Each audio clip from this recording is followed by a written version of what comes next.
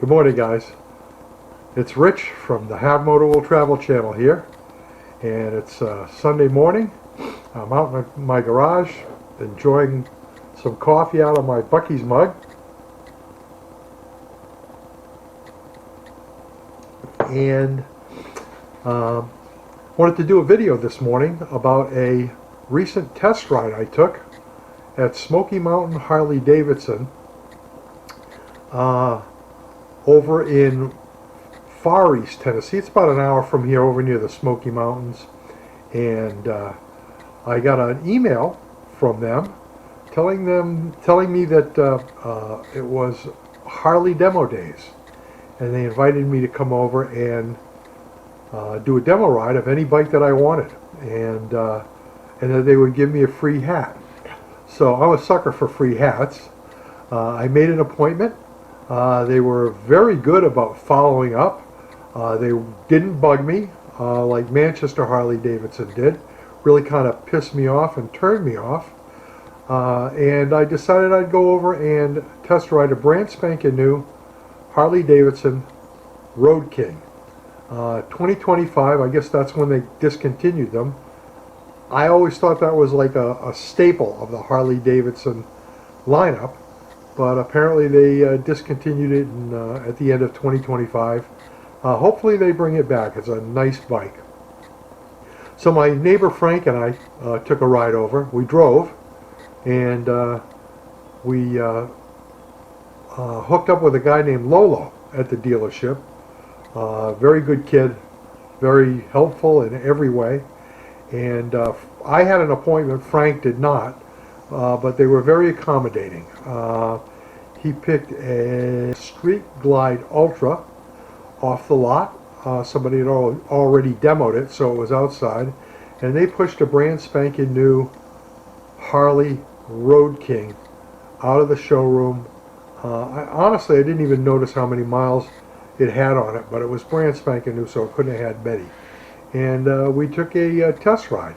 I'm going to show you some of the footage. Now, up in Manchester, New Hampshire, when I went to test ride the Pan America and also the Road Glide, and you can find those videos on this channel, I had to wear a safety vest, and of course you get a leader. That's pretty much always the case, other than with BMW, where they handed me the keys and said, have fun. But with Harley Davidson, when we went out with a leader in Manchester, and basically it was go out of the parking lot, stop at the traffic light, make a right-hand turn, stop at the next traffic light, stop at the next traffic light, stop at the next traffic light, make a right-hand turn, go all the way down to the end of that street, make a right, stop at the traffic light, make a right-hand turn, go up the street, stop at the traffic light, stop at the traffic light, make a right-hand turn, and then head back to the dealership. I think we didn't get over 30 miles an hour the whole test ride on either of the bikes, which I don't really call a test ride. Honestly, you don't get the feel, you don't get a feel for the bike on a ride like that. You get a feel for the brakes and the turn signals. That's pretty much it. But this one, they got us out on the road, and we did a nice ride. I'm going to show you some of the video footage of that.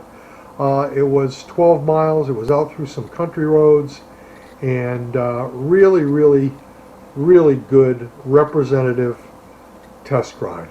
So I'm going to switch over to that video footage right now, and I'll make some comments while the footage is going, because while I recorded video, I recorded no audio.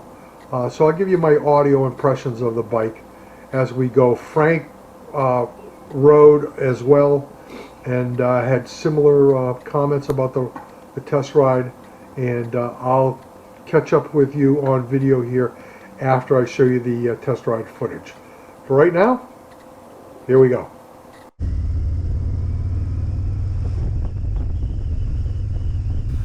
I was impressed with the 2025 Road King as soon as I sat down on it. The seat was comfortable right out of the box, And that has not been my past experience with my Harley Davidson test rides. Picking the 800 pounds up off the side stand was pretty easy, even for an old guy like me. The bike was well balanced and the weight was very manageable. Once situated on the very low 26.5-inch seat, I hit the starter button, and while the 114 cubic inch Milwaukee 8 engine had the characteristic sound of a Harley starter trying to get over the cam, she didn't really crank, she just fired instantly. Once started, we were ready to go, and the real surprise came when I shifted the 6-speed transmission into first gear. Why? There was no clunk. None whatsoever. She slipped into first gear seamlessly and very smoothly. No drama whatsoever. My immediate thought was, wow, that's different.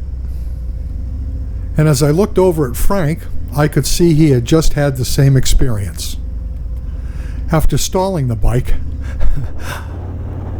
I got a good feel for the clutch and the throttle, and as we left the parking lot, I had a big smile on my face. Was I embarrassed? Nah, not even a little bit, guys. I'm 72 years old. Nothing embarrasses me anymore. As we headed out on West Lamar Alexander Parkway, I goosed the throttle, and frankly, I was a little surprised at the power this thing had. The throttle response was crisp and very responsive. In addition, the Milwaukee 8 engine really pulled hard. Upon later investigation, I found that this engine produces 95 horsepower and 122 foot-pounds of torque. That's pretty healthy for any bike. The next surprise came at our first traffic light. I would rate the brakes on this probably an 8 out of 10. Seem right, so good. Oh, unbelievable. Amazing. Smooth shifting. Beautiful. Plenty of power. Yeah.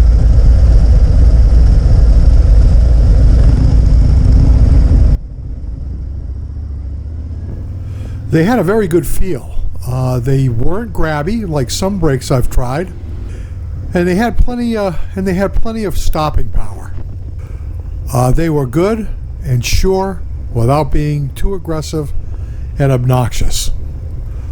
After navigating some more back roads and putting the bikes through their paces, we finally ended up back on a 4-lane highway headed back to the dealership. At that point, we really got to open the bikes up a little bit. And truth be told, we might have opened them up a little bit more than we should have. It was fun. The Road King handled side-to-side transitions pretty easily and actually felt pretty agile. You'd really never guess that it weighed over 800 pounds from the way it handled. This bike was just full of surprises. Frank looked pretty comfortable on the street glide and actually looked like he was having a good time. I'm really glad he came along. Everything about this test ride was a pleasure. The staff had been very pleasant and accommodating. Their location in Maryville, or should I say Maryville, had been easy to get to, and everything was very low pressure. They didn't ask me for anything but a license. They didn't want to know my social security number, none of that stuff. They weren't setting me up for any loans without me knowing it, and that's very different than what I dealt with up in New Hampshire. I'll chalk half of that up to a well-run dealership and the other half to Southern hospitality. I want to thank Smoky Mountain Harley Davidson and all the people involved, Jen and Bill and Lolo. It was a great experience, and I will recommend you guys to anybody that I can. So at this point, the question is, did I buy a Road King? Well, no, I didn't. A couple of things. The first thing is I don't like black chrome, and I guess 24s and 25s, that's the way they came. And the other thing was I wasn't crazy about either of the colors that were available. This orange was not my style, and the other thing that they had was kind of a sick-looking gray. But I will say this, I came away from this test ride with a whole new appreciation for the Harley Davidson brand and the bikes they're producing. This thing was really, I would say, world class. I think that if Harley Davidson can moderate their pricing, they're going to sell a hell of a lot of bikes. And that's it for my review of the Harley Davidson Road King. If you want to see more content like this, please let me know in the comments. If I could ask kindly, would you please subscribe and drop me a like? I would really appreciate it. Oh yeah, and I forgot to answer the biggest question of them all. Did I get the free hat? Oh yeah. That's it, folks. Thanks for watching the Have Moto World Travel channel. I really appreciate it. I'll see you again. But for right now, over and out.